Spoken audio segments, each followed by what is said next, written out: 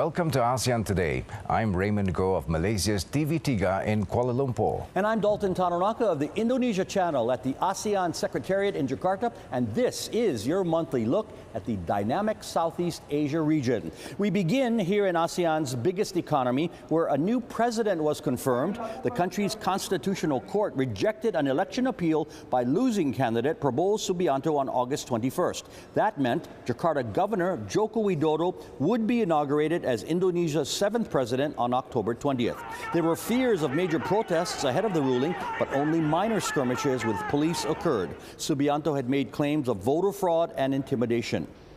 Thailand also has a new leader. General Prayut Chan-o-cha was named Prime Minister on August 21st by a National Assembly dominated by the military. This came after several months of martial law and the toppling of Yingluck Shinawatra in May.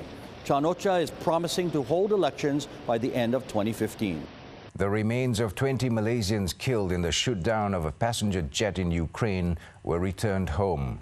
A national day of mourning was declared on August 22nd. This was the first repatriation of victims following identification in the Netherlands. So far, 28 Malaysians in all have been identified.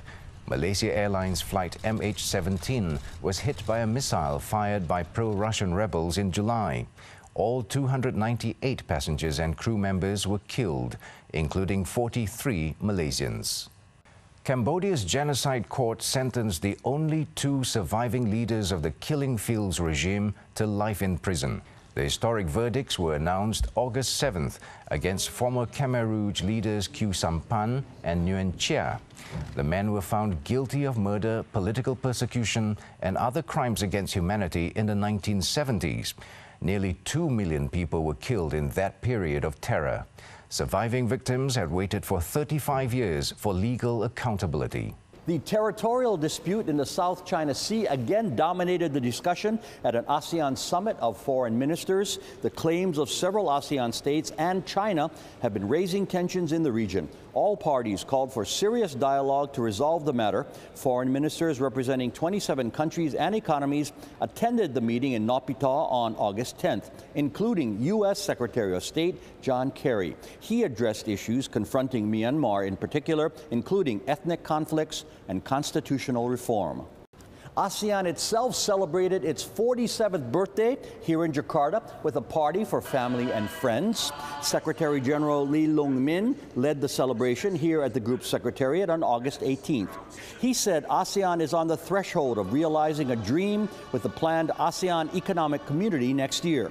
Indonesia's foreign minister offered his congratulations. The fact that through its existence over the past 47 years, we have made Southeast Asia a region of peace and of stability and prosperity. And in a world that is very much affected by conflict, this is not a minor achievement.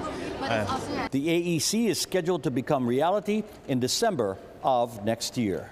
Tourists are returning to Thailand after a nighttime curfew was lifted in early July. Tourism officials say more than 1,000 Chinese tourists arrived in Bangkok in a single week, a